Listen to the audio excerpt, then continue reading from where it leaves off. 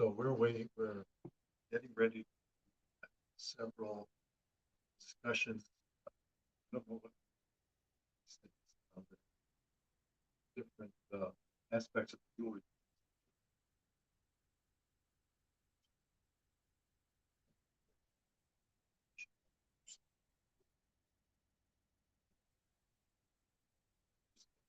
Here to start.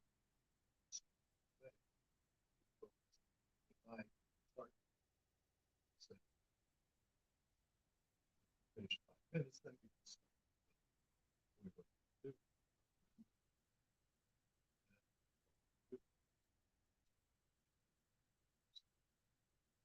start. So what are we doing? Well, you're John Kuehn, right? Okay, I have a bracelet, with an address on it. that's all right. Okay. All right. As long as you know where you are and who you are and where you're going. Oh, probably about all those. That is. Especially at the same time. Anyway, I could give everybody. Oh yeah. Yeah, yeah. Yeah? Yeah, sure. Teach us how to draw an eye. Oh, go ahead. I don't know. People like eyes.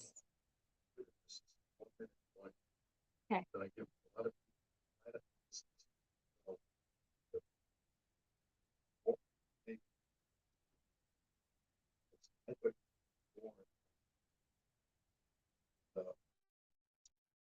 I was mad because my cousin, he could draw, and he could do cartoons when he was 9 and I was 7, and I couldn't do squat.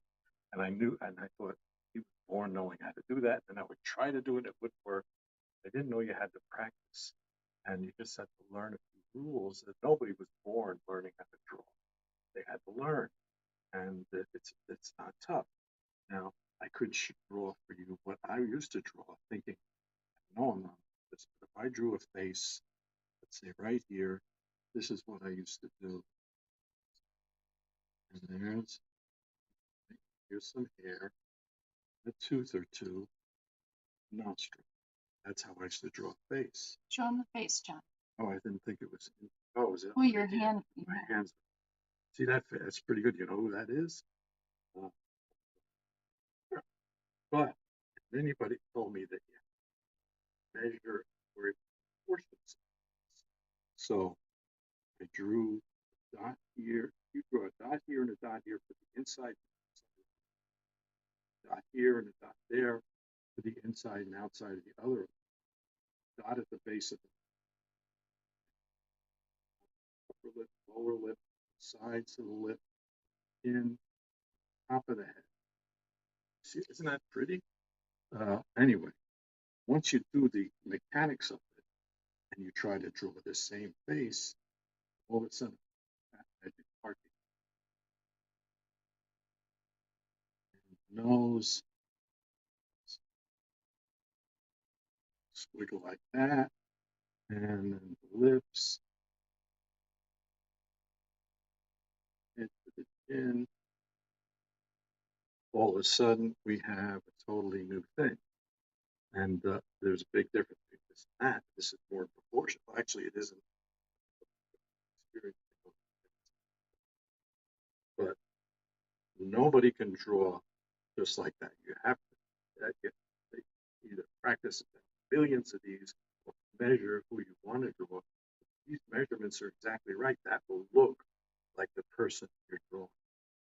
So if you're worried that you don't know how to draw, there's books to read on them, or basically when I was learning how to draw, I spent like a day drawing on big, small, yellow screen. So now that everybody knows how to draw, we are ready. Hey, anybody want more drawing lessons? What's the guy's name that paints? Bob Ross. Bob Ross. Go watch him. Bob Ross. Hey. All right. I wonder if I could frame this. Okay. The first thing I want to do is talk about the cuts of a diamond. And I've always, first of all, I'm John Kuehn. I am the Kuehn part of Spencer and Kuehn. We are a jewelry store. We are a jewelry store in Morgantown, West Virginia, and I'll discuss something about jewelry stores later on. But right now, I want to talk about diamonds. A lot of people come in here looking for diamonds, and uh, they are interested in learning about the four C's: cut, color, etc. And they are searching online. It's very difficult to search online for a diamond. I tell people searching for a diamond based on its color and its clarity is like searching for a girlfriend or a boyfriend based on blonde hair and blue eyes. There's a lot of variations, but the main variation is cut. You don't see that when you're searching and getting a quote unquote good deal. That's why here at Spencer and Kuehn, we get the diamonds, the actual diamonds this year. But here is a piece of glass. If this was a real diamond, I wouldn't be talking right now. Specific, because no actual diamond in the real world has ever been this big. But this, I'm going to show you some diagrams from the side that show differences in cut. A well-cut diamond from the side looks like something like this. Now, when they're cutting diamonds, cutting is a bad term. They don't really cut diamonds as in slicing.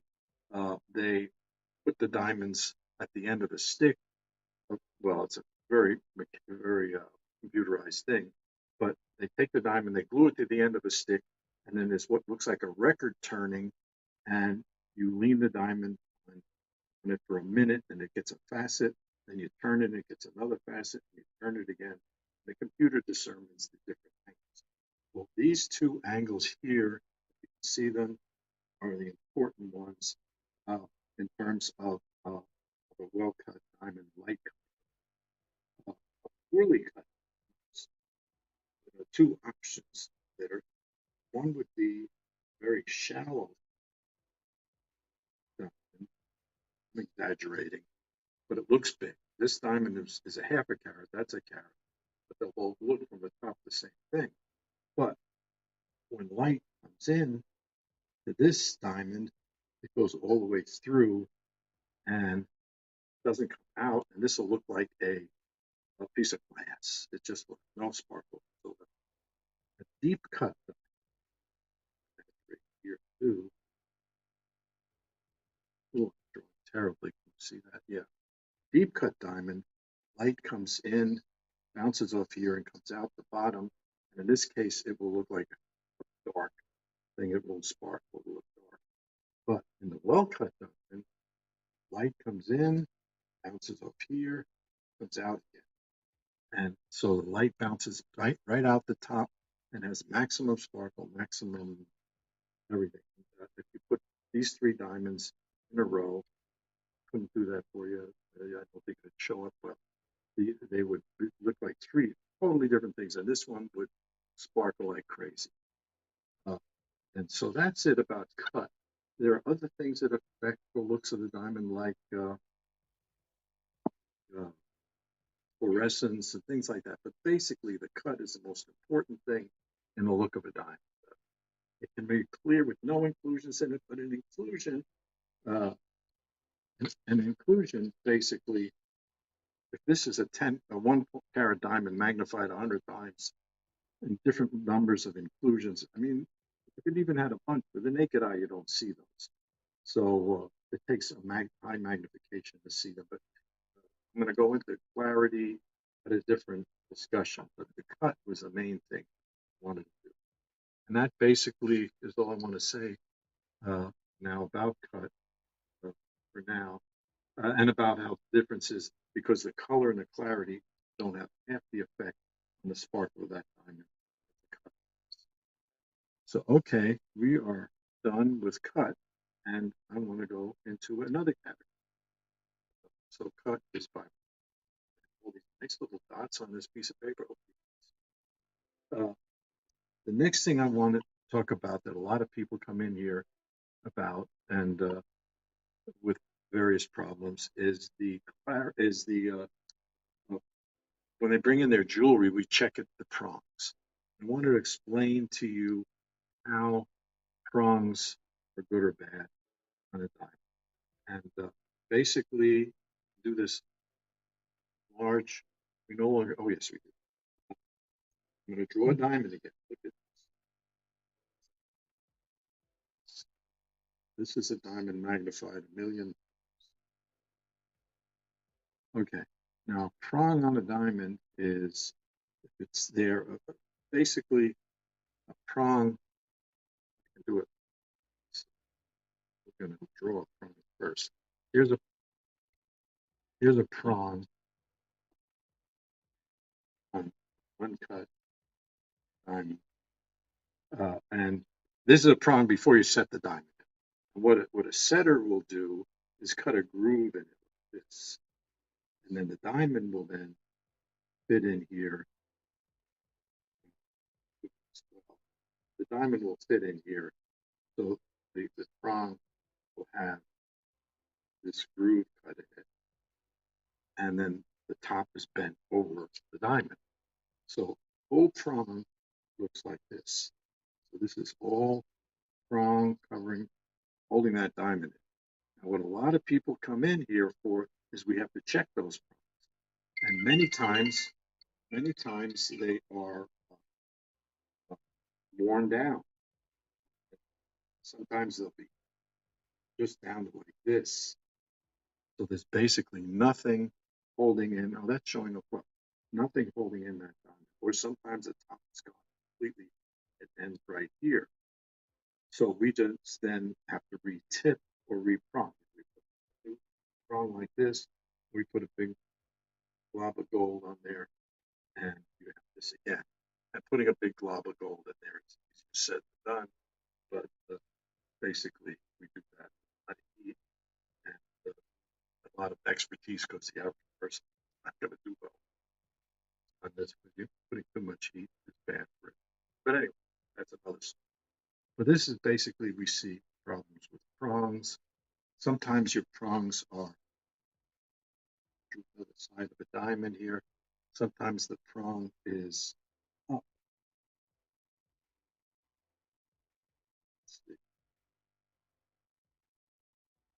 So it's not holding that diamond in there well. And all we have to do is either bend it down, but if you bend it down wrong, you crunch the edge of the diamond and put a chip in it, which is not a good thing. But basically having this gap here, that's where your hair gets caught. So that's what I'm saying about prongs now. The prongs. Okay. Uh, any questions? No? Okay. Maybe you're making comments online, but I can't read them. Okay. Uh, Another subject I wanted to discuss is the mining of diamonds. A lot of people just don't know how it works. It's a very terrible thing, mining diamonds. It is not environmentally even remotely exciting because I'll explain why. In Murfreesboro, Arkansas, if you ever want to go digging for diamonds, that's a fun place to go. It's a state park or national park, and they let the public come and dig. And one person a month, after 1,000 people are digging, will find a diamond. A lot of people find little diamonds, but one person a month finds a diamond that faceted, made into jewelry. So you really have some options that are pretty good. That's Arkansas. Now, diamonds are formed in volcanoes millions of years ago. This was like 90 million years ago. Most diamonds were formed, and because we were very volcanic, they were neck and neck all around the country, all around the world. Anyway, it takes 5,000 degrees, give or take, of centigrade temperature, which is really hot, and a ton of pressure. I'm pounding 1.5 million pounds per square inch. I might be wrong exactly, but high pressure, high temperature for a long time. It takes about a week uh, to make a 1 carat diamond. And if you stop that temperature and pressure for 1 second, that's where the diamond won't grow anymore. But basically, diamond type is a form from a volcano. Here's a volcano.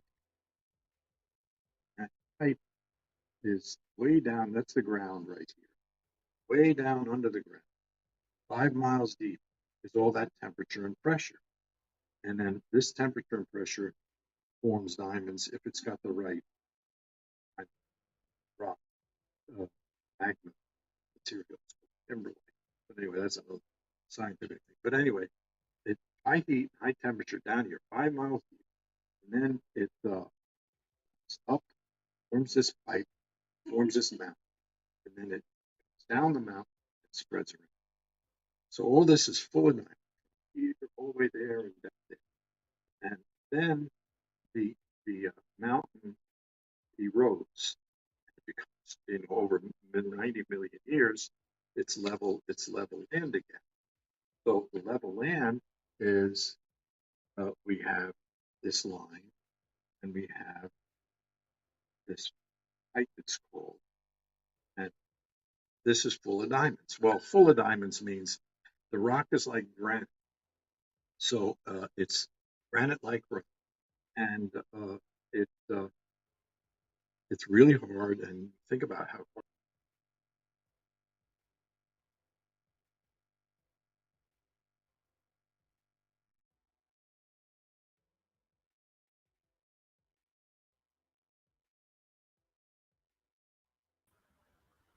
Oh, John. John, I don't know if you can hear me. Hey, everyone, we're having a little bit of a technical difficulty. Give us 1 second.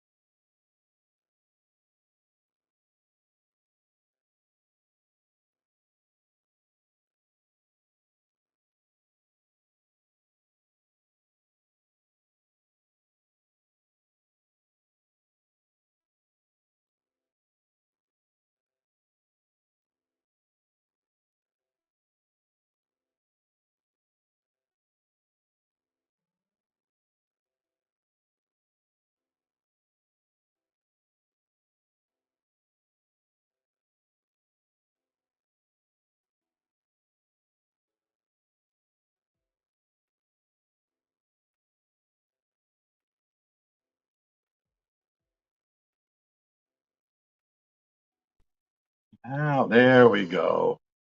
Shoot, I hope everybody saw the first part of it here. First part of it was volcano. Here's flat land, and then all volcanoes. Volcanoes here. This pipe, the diamonds are formed down only down there because of the down the volcano. And then after a million years, the pipe stays there. That's not moving, but all the rest of this eroded flat land. And they can some areas doesn't sink down, connect. But anyway, Murfreesboro, Arkansas looks like this. And people are up here in mile in diameter. You have to visualize that as a mile in diameter. Imagine a circle a mile that wide. It'd take you an hour to walk around. Anyway, yeah, a circle a mile diameter, more than 1 mile circumference, 2 miles. Anyway, we're looking at this and you have to get down. Diamonds out there. Say you got a permit to mine in Murfreesboro, Arkansas, which no one will ever get. But anyway, you'll see why. So the first thing you would have to do is down the side of, and then once you dig in there, you can cut out. Ah, once you dig there, you can cut out. Well, I have to talk louder. They just told me. Anyway, you dig down, and you dig all this stuff out and grind up stuff in there. You want to go deeper, this, deeper, this, then you dig out. Take it down here by going straight down. You have to go wider and wider. So by the time they get to the bottom, one pipe. This is 20 miles wide. This is 1 mile. Think of 20-mile circle going down 5 miles deep. It's so hard to grasp in my mind. Oh, it's level everywhere. We're digging down 5 miles deep, uh, and 20 miles. That way to get to all of this stuff. And then when you grind it all up, wherever, oh, this is bigger than. I don't believe the Grand Canyon is 5 miles. Small. Might be longer than 20 miles. But there's one thing I forgot to mention. It's when you have this, let's just say I'm smaller. This is the 20 miles wide. I didn't mention that when you dig down here to get to that, what you do with all the 20 mile wide, 5 mile kind of ground up rocks and dirt. So I don't have to explain it. Environmentally, it can't get more vicious than this. And in South Africa, where they've done this, uh, they are doing different kinds of diamond mining under the ocean. But basically, it's, that's justified. That's basically.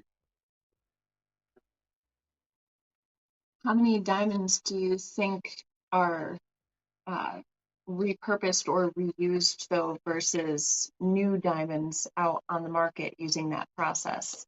Do you think that there are a lot of diamonds that have kind of made the rounds? And Well, diamonds, you can't tell. Well, you can tell diamonds are different cuts. Uh,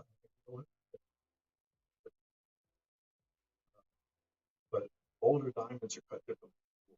Newer ones, we have to color or back when first cut, but it was soft. Uh,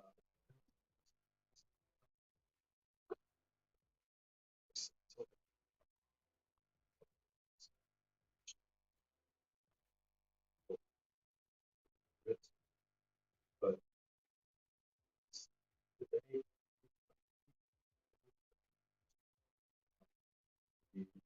it's just a way to trace them.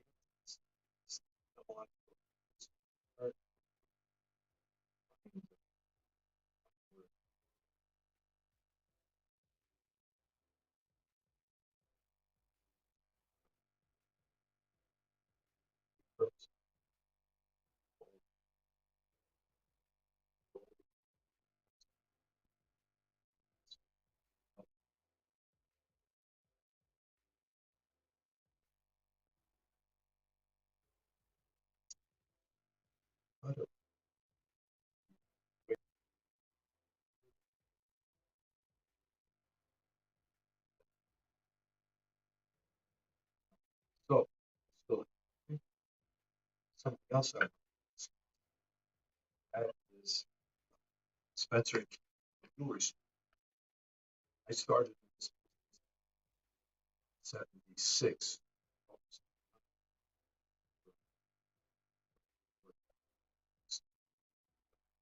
So at those days,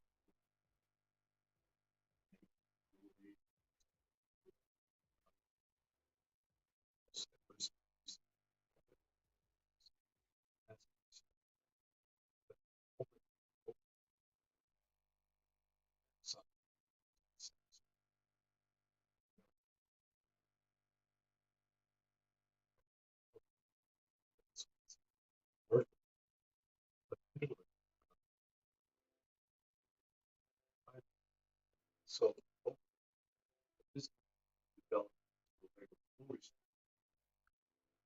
showcase.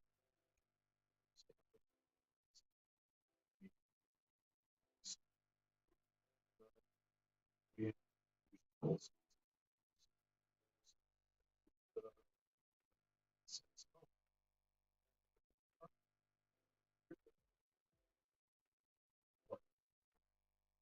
Spencer,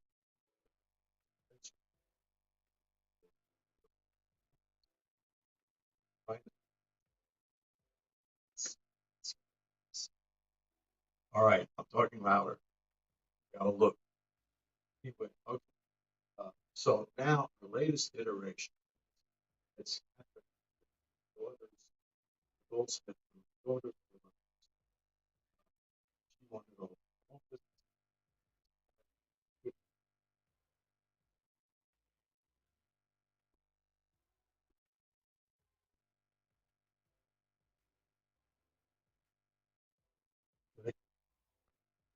We're together. Goldsmith.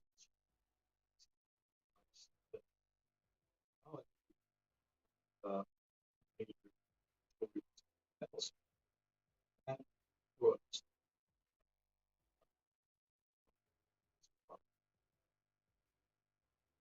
older.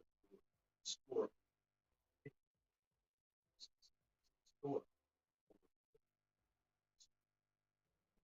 Goldsmith. Big difference is we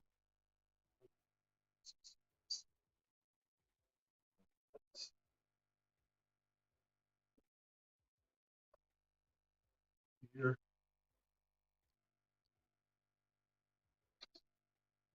right here. This is, see this? These were made in the store, and oh, you can see it in both. So this this uh, this stack.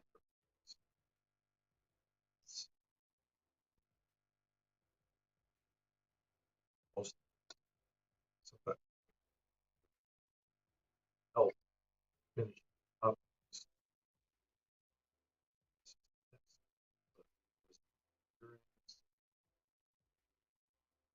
spring. Mhm. This was what we do is we either make it for stock or people bring us their gold.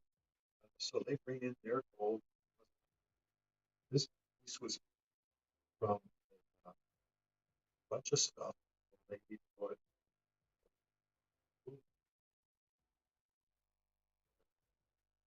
this necklace.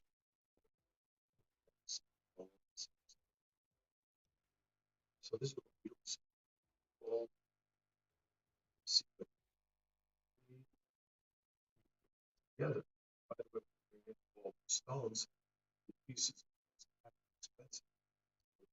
Boy, it's versus material. But go to the website, Spencer.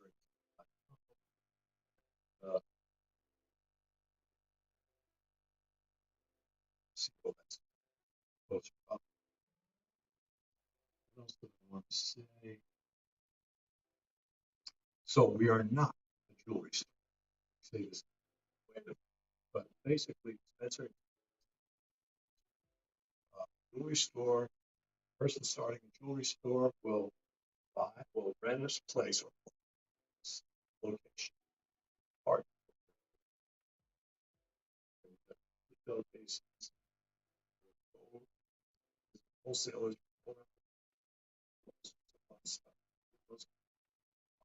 seller. We don't do that.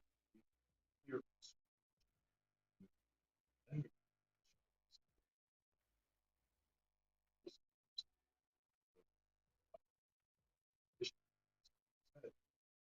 first,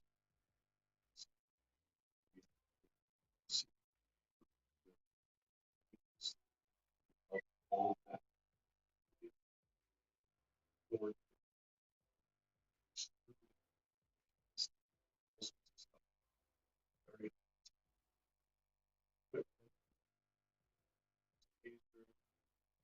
use some of the techniques that we use.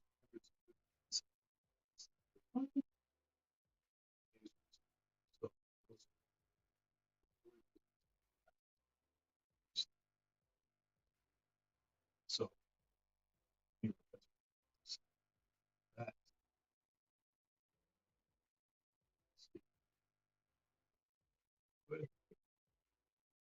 could do other things.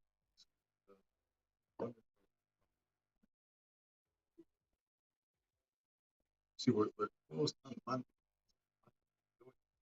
We're actually, since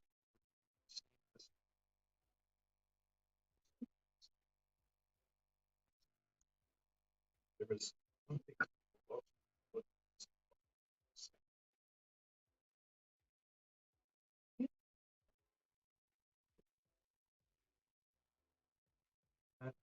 talk about this types uh, display of it, put it in a very good place. So good that I can see it, but it shows the older cuts. Basically, when days of old, they is good, but that's the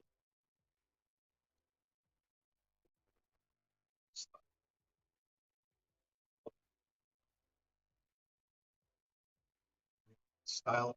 It's the style of cutting. It's changes. I can state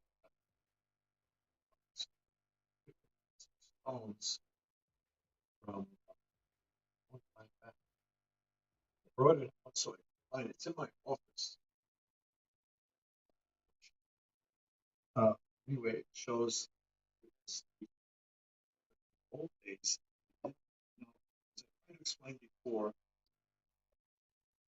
they when you're cutting it, this turn, they would take this stick, put that by gluing this, and then this this this thing. First, it would be this, turn it, different angles.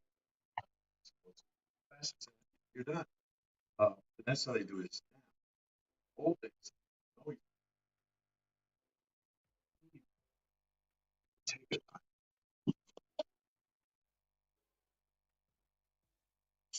just use a metal, put it down. This,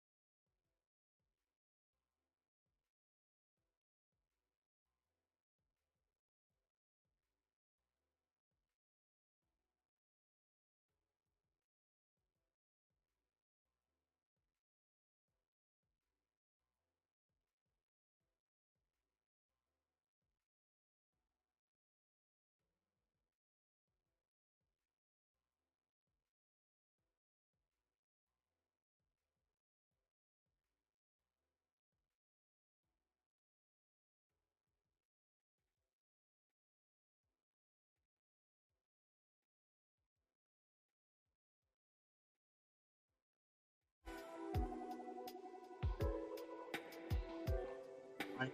There we go. Okay. Hey, and I'm not talking loud enough. I'm trying, but I should. Words. How's it? Good. Hear me? Not much because all the words. Okay. Back to where we are.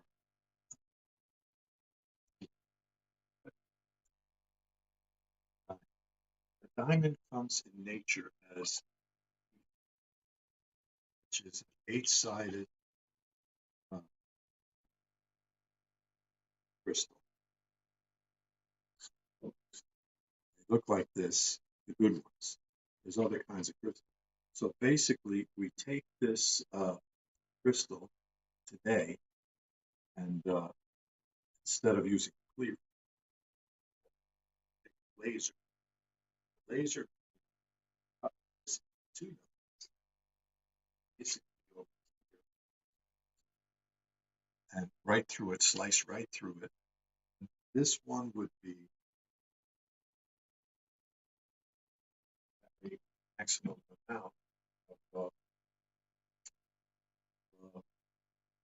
the wearable stone for the size. If you maximize the weight that time those times. So and then we have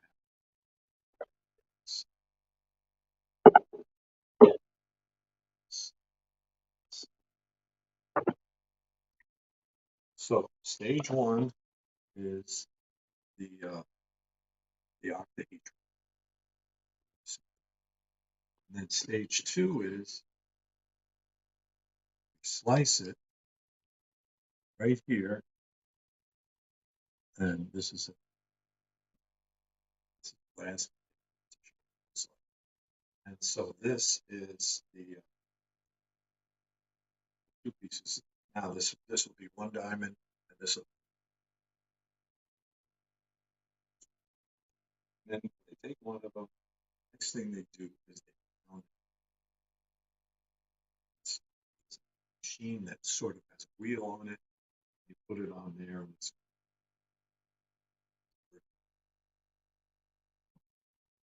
earlier ones were square.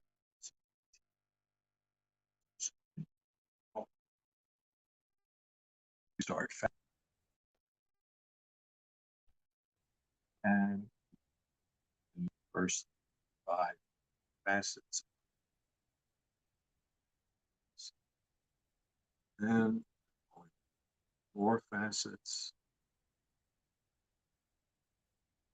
4 facets, 4 facets, 4, almost all, and finally, this is a fully faceted diamond with 50 facets. This is cool. If you're ever in the store and want to see this, we can show you this display. And then we go to well, better cut. That cuts all the facets, but again, getting this one out again, if this doesn't have the right ratio, and they don't always do, of right angles to have it ideally cut, then this isn't going to sparkle as much as another. This is the right dimensions of a diamond, ideally cut diamond. Screen see. This is right width.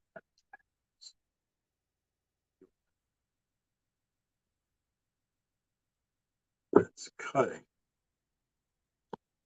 Pick the board to do here. I had a yeah, that's okay for today. Okay, I could go on another hour and a half, but I don't remember what the subjects were, and I wrote them down. Another. So we're going to sign off for today, and hopefully you've heard this. Hopefully, oh, and I didn't do my secret cleaning, so things coming up at a later date. Secret cleaning recipe, only we know.